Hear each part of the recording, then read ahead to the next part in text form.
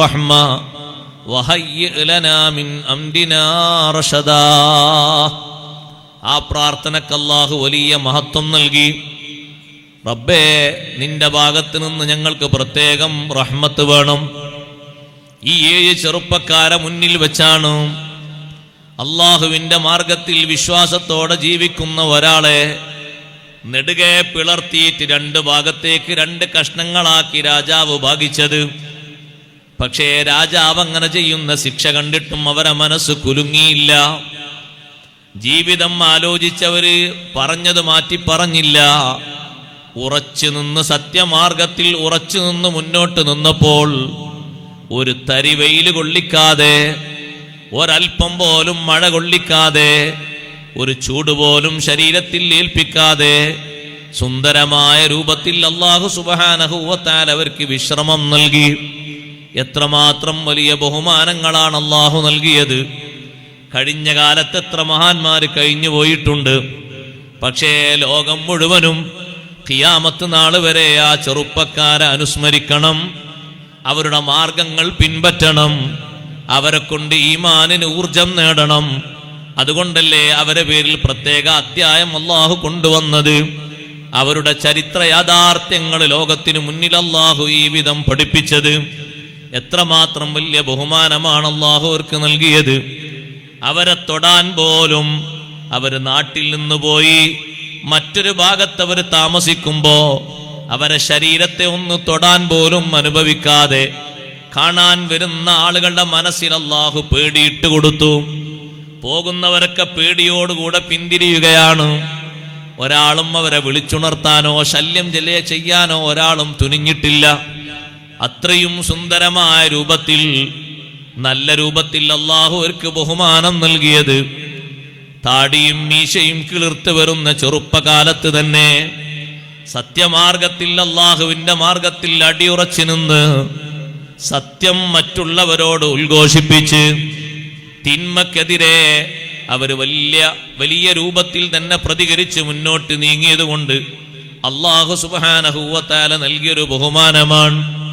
ആ ബഹുമാനത്തിന്റെ പേരിൽ തന്നെ അവരുടെ കൂടെ നടന്ന ചെറിയ ഒരു ജീവിയായ നായക്കും അല്ലാഹു ബഹുമാനം നൽകി.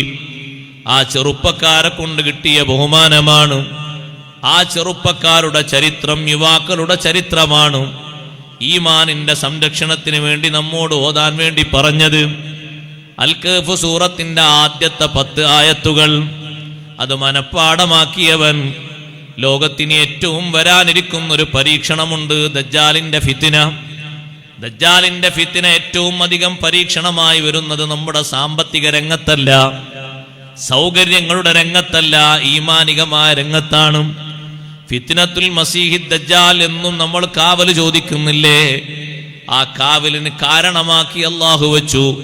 അസ്ഹാബുൽ കഹ്ഫുമായി ബന്ധപ്പെട്ട വിഷയങ്ങൾ പറയുന്ന സൂറത്തുൽ കഹ്ഫിന്റെ 10 ആയത്തുകൾ മനഃപ്പാടമാക്കി അത് ഓതിക്കൊണ്ടിരിക്കുന്നവന് ഈമാനികമായി വലിയ കാവലാണ് അല്ലാഹു നൽകിയിരിക്കുന്നത്.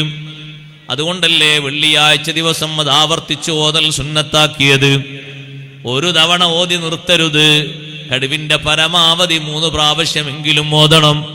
നമ്മുടെ ഈമാനിന്റെ വളർച്ചക്കും ഉയർച്ചക്കും വേണ്ടി ഏറ്റവും സുന്ദരമായ രീതിയിൽ ഈ ചരിത്ര തലങ്ങൾ ഹബീബ് റസൂലുള്ളാഹി സ്വല്ലല്ലാഹു അലൈഹി വസല്ലമ തങ്ങൾ പഠിപ്പിക്കുമ്പോ നമ്മുടെ നാട്ടിലെ യുവസമൂഹം ചിന്തിക്കേണ്ടത് എത്രമാത്രം വലിയ ബഹുമാനമാണ് അല്ലാഹു അവർക്ക് നൽകിയത്.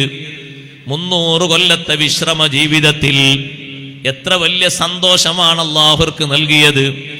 ആ 300 കൊല്ലത്തെ ജീവിതം കഴിഞ്ഞ് അവരൊരു പുനരുദ്ധാരണം പോലെ പുറത്തേക്ക് അല്ലാഹു കൊണ്ടുവരുമ്പോൾ ആ യുവത്വത്തിന്റെ പ്രസരിപ്പിൽ നാട് വിട്ട് ഈമാനിനെയും ഇഖ്ലാസിനെയും സംരക്ഷിച്ചതിന്റെ പേരിൽ ലക്ഷക്കണക്കിന് ആളുകൾക്കാണ് അവർ മുഖേന അല്ലാഹു തആല ഈമാനിന്റെ സ്ഥിരത നൽകിയത്. അവർ പുറത്തു വരുന്ന കാലത്ത് ലോകം ഭരിച്ചുകൊണ്ടിരിക്കുന്ന രാജാവ് ഏറ്റവും വലിയ പേടിയിലാണ്. ആ രാജാവ് അല്ലാഹുവിനോട് പ്രാർത്ഥിക്കുന്നത്, അല്ലാഹുവേ, നിന്റെ ഭാഗത്ത് നിന്ന് ഈ സമുദായത്തിന്റെ മനസ്സിലുള്ള സന്ദേഹം, അവർക്ക് വരുന്ന സംശയം, പുനരുദ്ധാരണം ഉണ്ടോ എന്നാണ് ആളുകൾ സംശയിച്ചു കൊണ്ടിരിക്കുന്നത്. അല്ലാഹുവിൽ വിശ്വസിക്കുന്നവർ തന്നെ അതേ അള്ളാഹുവിന്റെ മുർസലീങ്ങളിൽ വിശ്വസിക്കുന്നവർ തന്നെ നല്ലൊരു ശതമാനം ആളുകളുടെ മനസ്സിലും ആശങ്ക, മരിച്ചതിന് ശേഷം പിന്നൊരു ജീവിതമുണ്ടോ? ആ ആശങ്കക്ക് മറുപടി നൽകി ഈ ഗുഹാവാസികൾ പുറത്തു വന്നപ്പോൾ വകദാലിക അസർനാ അലൈഹിം ലിയഅലമൂ അന്ന വഅദല്ലാഹി ഹഖ് വഅന്ന അസ്സാഅത ലാ റൈബ ഫീഹാ ഇദ് യതനാസഊന ബൈനഹും. അതേ, അവർക്കിടയിൽ അഭിപ്രായ ഭിന്നത വന്ന വിഷയമാണ്. മരിച്ചതിന് ശേഷം ഇനിയൊരു ജീവിതമോ? അത് ശരിക്ക് അവരെ മനസ്സിലങ്ങ് തറുവാക്കാൻ വേണ്ടി, നന്നായി കെട്ടിയുറപ്പിക്കാൻ വേണ്ടി അഅസർനാ അലൈഹിം, ഈ ഗുഹാവാസികളെ നമ്മൾ വെളിച്ചത്തേക്ക് കൊണ്ടുവന്നു. അവരെ ലോകത്തിന്റെ മുന്നിൽ നമ്മൾ വെളിവാക്കി. അവരിൽ നിന്ന് ലോകം പഠിച്ചത് ഏറ്റവും വലിയ ആത്മീയതയാണ്.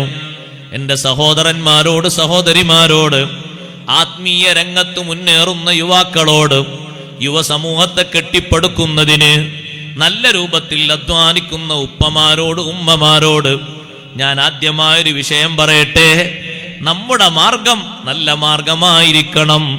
നമ്മെ കണ്ട് ജീവിക്കുന്ന യുവതീ യുവാക്കൾ നല്ല സ്വഭാവത്തിലും നല്ല ഇബാദത്തിലും വളർന്നു വരാൻ, നന്മ നിറഞ്ഞവരാകാൻ ഏറ്റവും ആദ്യം ശ്രദ്ധിക്കേണ്ടതാണ്. രണ്ടാമതായി നമ്മൾ ആലോചിക്കേണ്ടത്, ശ്രദ്ധിക്കേണ്ടത്, ഒരു യുവാവിന് എല്ലാ ഘട്ടങ്ങളിലും നന്മ വേണോ?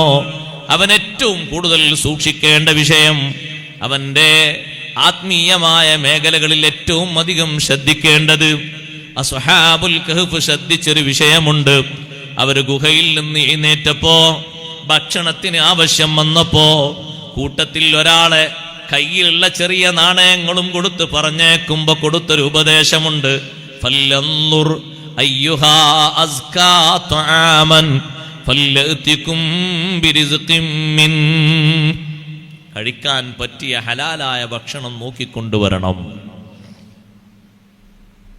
തീർത്തും ഹലാലായത് മാത്രം ഭുജിക്കണം. കുട്ടിക്കാലം മുതൽക്ക് അങ്ങനെ ഭക്ഷിപ്പിക്കണം. എങ്കിലേ നല്ല യുവാക്കളും നല്ല യുവതികളും നാട്ടിലും വീട്ടിലും കുടുംബങ്ങളിലും സംജാതമാകൂ. ഒരു തർക്കവും ആ വിഷയത്തിലില്ല. ഏറ്റവും വലിയ അധ്വാനമാണത്, ചെറിയ അധ്വാനമൊന്നുമല്ല. കാശ് കൊടുത്ത് പറഞ്ഞേക്കുമ്പോ അവരുടെ ഉപദേശം, നമ്മൾ ഇത്രയും കാലം ചൊല്ലിയ തസ്ബീഹ്, അതിൻ്റെ ആ ഒരു ആത്മീയത, അതിൻ്റെ ആ ഒരു മധുരാനുഭവം നഷ്ടപ്പെടരുത്. അള്ളാഹുവിലുള്ള നമ്മുടെ വിശ്വാസത്തിന് കുറവ് വരരുത്. അതിനൊക്കെ കുറവ് വരും കഴിക്കുന്നതും കുടിക്കുന്നതും നന്നാവാതിരുന്നാൽ. ഫല്ലൻദുർ അയ്യുഹാ അസ്കാ തആമൻ ഫല്ലഅതികും ബിരിസ്ഖിൻ മിൻ. ബാപ്പയും ഉമ്മയും യഥേഷ്ടം സമ്പത്ത് മക്കളിലേക്ക് ഒഴുകി. അവർ ഓരോ സമയത്തും റോട്ടിലേക്ക് ഇറങ്ങി, അറുത്തതാണോ ചത്തതാണോ നോക്കാതെ എല്ലാ ടൈമിലും ചിക്കൻ ഫ്രൈ അല്ലെങ്കിൽ മട്ടൻ ഫ്രൈ അല്ലെങ്കിൽ ബീഫ് ഫ്രൈ അടിച്ചു മാറി തിന്നുകയാണ്. ഇത് തിന്നാൻ പറ്റിയതാണോ അല്ലേ എന്നുള്ള, കയ്യിൽ കാശുണ്ടോ ഇല്ലയെന്ന് ഒറ്റ നോട്ടേ ഉള്ളൂ. ഏതാ വകുപ്പ് എന്നുള്ളൊരു നോട്ടം കൂടിയില്ല. അതുകൊണ്ട് മക്കൾ കേടുവരും, ആണും പെണ്ണും കേടുവരും. ഇഷ്ടം പോലെ നിങ്ങളൊന്ന് ഇറങ്ങി നോക്കൊരു 11 മണിക്ക് പൊരിച്ച വാസന വരുന്ന എല്ലാ കടയുടെയും മുന്നിലൊന്ന് പോയി നിന്നു നോക്കൂ, കണക്കെടുക്കാൻ കഴിയും. രാത്രി 2 മണി വരെ 3 മണി വരെ ഏറ്റവും അധികം അവിടെ സമീപിക്കുന്നത് ആരാ? 15 മുതൽ 40 ഇടയിൽ പ്രായമുള്ള നല്ല കരുത്തുറ്റ യുവസമൂഹം. ആണുണ്ട് പെണ്ണുണ്ട്. അവർ ഭക്ഷിക്കുന്ന ഭക്ഷണങ്ങൾ ശരിയല്ല. പിന്നെ ഇവിടുന്ന് ഇബാദത്തിന് രൂപപ്പെട്ടു വരും. ആത്മീയമായ പരിവേഷം എങ്ങനെ മനസ്സിൽ വരും? നന്മയോടുള്ളൊരു പ്രതിബദ്ധത അവരെ മനസ്സിൽ എങ്ങനെ ഉണ്ടായിത്തീരും? എങ്ങനെ അതിൽ സഹകരിക്കാനും സംബന്ധിക്കാനും കഴിയും? ആദ്യമായിട്ട് ഉണ്ണുന്നത് നന്നാകണം. ഫല്ലഅതികും ബിരിസ്ഖിൻ മിൻ. വെറുതെ പറഞ്ഞതല്ല ഉപദേശം. ഫല്ലൻദുർ അയ്യുഹാ അസ്കാ തആമൻ. ഭക്ഷണത്തിന് ഒരാളെ പറഞ്ഞേക്കുമ്പോൾ പറഞ്ഞു, ഭക്ഷിക്കാൻ നമുക്ക് പറ്റിയത്, ഹലാലായത്. ഹലാൽ എന്ന അക്ഷരങ്ങൾ എഴുതി കുറിച്ചതല്ല, നിയമപരമായിട്ട് വിശുദ്ധ ദീനിന്റെ നിയമപരമായിട്ടുള്ള ഹലാല് എഴുതിയത് ഒരുപാട് അങ്ങനെ കാണും. എഴുതിയതിനെ കുറിച്ചല്ല ഞാൻ പറയുന്നത്. നിയമപരമായിട്ട് വസ്തുതാപരമായിട്ട് ദീൻ പഠിപ്പിക്കുന്ന ഒരു ഹലാലില്ലേ, ആ ഹലാൽ അത് അന്വേഷിക്കണം. അല്ലെങ്കിൽ പറ്റിയത് മാത്രം ഭക്ഷിക്കണം. അങ്ങനെയാണോ സഹോദരങ്ങളെ? നിങ്ങൾ നോക്ക്, അതുകൊണ്ടാ മക്കൾ അനുസരിക്കാത്തത്. നമ്മൾ ആ വിഷയത്തിൽ നല്ല ശ്രദ്ധാലുക്കളാകണം. പഴയ കാലത്തൊക്കെ നാട്ടിലെ ഉപ്പമാര് ഉമ്മമാര് അവർക്ക് ഈ ഇറച്ചി വാങ്ങലല്ല ലക്ഷ്യം, ഉണ്ണാൻ പറ്റുന്ന ഇറച്ചി വാങ്ങലാണ് ലക്ഷ്യം. ഇന്ന് കിലോ തൂക്കിയിട്ട് ഇറച്ചി ഇങ്ങോട്ട് കിട്ടിയാൽ മതി, അത്രേ ഉള്ളൂ. ഇനി അറുത്തിട്ടില്ല, അറുക്കേണ്ടി വന്നിട്ടില്ല, അപ്പോഴേക്ക് റെഡി ആയിട്ടുണ്ട്, അതൊന്നും നോക്കേണ്ടയില്ല. ഇങ്ങനെ കാണുമ്പോൾ ഇറച്ചിയാണോ വാങ്ങിയാൽ മതി. അത് പറ്റൂല. അവിടെയാണ് മുഴുവൻ വിഷയങ്ങളും കേടുവരുന്നത്. മുഴുവൻ പ്രശ്നങ്ങൾക്കും വിഷയം വരുന്നത് അവിടെയാണ്.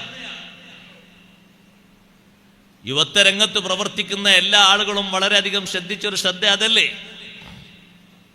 മഹാന്മാരുടെ തിളക്കമാർന്ന യുവത്വം മുഴുവനും ഒന്ന് എടുത്തു നോക്കൂ നിങ്ങൾ. ഏറ്റവും അധികം ശ്രദ്ധിച്ചത്, ഏറ്റവും അധികം സൂക്ഷിച്ചത് ആ ഒരു വിഷയമായിട്ട് നമുക്ക് കാണാൻ കഴിയും. സയ്യിദുന അബൂബക്കർ സിദ്ദീഖ് റളിയല്ലാഹു അൻഹു, സയ്യിദുന ഉമർ ബിൻ ഖത്താബ് റളിയല്ലാഹു അൻഹു, അവരൊക്കെ നല്ല പ്രസരിപ്പുള്ള കാലത്ത് അവരൊരു വിഷയം ഒന്ന് ആജ്ഞാപിച്ചാൽ മതി, ഇഷ്ടമുള്ളത് കൊണ്ടുവന്നു കൊടുക്കും. പക്ഷേ മുന്നിലെത്തുമ്പോൾ ആദ്യം അന്വേഷിച്ചിട്ടേ, ശരിയായ നിലക്ക് ഉറപ്പ് കിട്ടിയിട്ടേ അത് ഭക്ഷിക്കുകയുള്ളൂ, കുടിക്കുകയുള്ളൂ. ഉപ്പമാരോട് ഉമ്മമാരോട് ഞാൻ സ്നേഹത്തോടെ പറയട്ടെ, 100% ഈ വിഷയത്തിൽ നമ്മൾ ശ്രദ്ധിക്കണം, നന്നായി ശ്രദ്ധിക്കണം. പഴയ കാലത്തൊക്കെ നാട്ടിൽ ആരെങ്കിലും ഒരറവ് നടത്തിയാൽ വാങ്ങാൻ പോകുന്നവർ മുഴുവനും ചോദിക്കും, ആരാ അർത്ഥത് വെക്കൂലേ. അങ്ങനത്തെ ചോദ്യം കേൾക്കാണ്ട് കേട്ടെങ്കിലും ഒന്ന് മൊബൈലിൽ ഒന്ന് റെക്കോർഡ് ചെയ്ത് വിടുന്നുണ്ട്. പഴയ കാലത്തൊക്കെ ചോദിക്കും, ആരാ അർത്ഥ് ചോദിക്കും. പോത്തിങ്ങനെ റെഡിയായി കിടക്കും, ആരാ അർത്ഥ്? അത് നമ്മളെ ഇവിടെ നമ്മളെ മറ്റേ ഉസ്താദാണ്. ഉസ്താദ് അർത്ഥ്. എന്നാ ഒരു ഗ്രന്ഥം ആരാ അർത്ഥം അറിയില്ലേ? എന്നാ തൽക്കാലം ഒന്ന് പച്ചക്കറി ആക്കാം, തിരിച്ചു പോകും. അവരെ ഈമാൻ, നമ്മളത്ര ABCDയും വിദ്യാഭ്യാസവും ഭാഷാ വൈപുല്യം അവർക്കില്ല. പക്ഷെ അവർക്ക് കറകളഞ്ഞ ഈമാനും ഇഖ്ലാസും ഉണ്ട്. അതിൻ്റെ മേൽവിലാസത്തിലാണ് ആ ചോദ്യം. തീർത്തും ഞാൻ എൻ്റെ വീട്ടിൽ കൊണ്ടുപോയി കൊടുക്കുന്നത്, എൻ്റെ മക്കൾ ഭക്ഷിക്കുന്നത്, എൻ്റെ കുടുംബം ഭക്ഷിക്കുന്നത് ആ രീതിയിൽ തീർത്തും ശരിയാകണം. അടിസ്ഥാനപരമായി ചിന്തിക്കേണ്ടതാണ്. മക്കളെ മാത്രം കുറ്റം പറയുന്നിടത്ത് ഞാനൊരു നിലക്കും സപ്പോർട്ട് നിൽക്കാൻ ആളല്ല. അങ്ങനെ പറയും പലരും, ഉസ്താദേ നമ്മൾ എത്ര അധ്വാനിച്ചു കൊടുത്താലും, നമ്മൾ എത്ര ഉണ്ടായി കൊടുത്താലും കുട്ടികളങ്ങനെ നന്നാകുന്നില്ല. ആദ്യമായിട്ട് ഈ പടി ശ്രദ്ധിക്കണം. ഇത് ശ്രദ്ധിച്ചില്ലെങ്കിൽ ഒരു നിലക്കും പറഞ്ഞിട്ട് കാര്യമില്ല. ഉണ്ണാൻ കൊടുക്കുന്നത്, ഭക്ഷിക്കാൻ കൊടുക്കുന്നത് ലെവലാകണം. എങ്കിലേ നല്ല രൂപത്തിൽ നമ്മുടെ കർമ്മങ്ങളൊക്കെ നന്നായി കിട്ടുകയുള്ളൂ. ലോകത്തെ ഏറ്റവും വലിയ വിശുദ്ധരായ മഹാന്മാർ ആരാണ്? അംബിയ മുർസലുകളല്ലേ ഏറ്റവും മഹത്വമുള്ളവർ. മുർസലുകൾക്കല്ലേ അള്ളാഹു വലിയ മഹത്വം നൽകിയിട്ടുള്ളത്. അവരെ വിളിച്ചുകൊണ്ട് അള്ളാഹുവിന്റെ ഉപദേശം കണ്ടില്ലേ? യാ അയ്യുഹർ റസൂലു കുലൂ മിനത് ത്വയ്യിബാതി വഅമലൂ സ്വാലിഹാ ഇന്നി ബിമാ തഅമലൂന അലീം. മുർസലീങ്ങളെ, നമ്മൾ തന്നത് മുഴുവനും നിങ്ങൾ ഭക്ഷിക്കരുത്. ഹലാലിൽ നിന്ന് മാത്രം സെലക്ട് ചെയ്ത് നിങ്ങൾ ഭക്ഷിക്കണം. വഅമലൂ സ്വാലിഹാ, സുകൃതങ്ങൾ പ്രവർത്തിക്കണം. നല്ല പ്രവർത്തനങ്ങൾ വരണോ? നല്ലത് ഭക്ഷിച്ചെങ്കിലേ വരൂ, അല്ലെങ്കിൽ നല്ല പ്രവർത്തനം വരൂല. നല്ല അനുസരണവും നല്ല ബുദ്ധിയും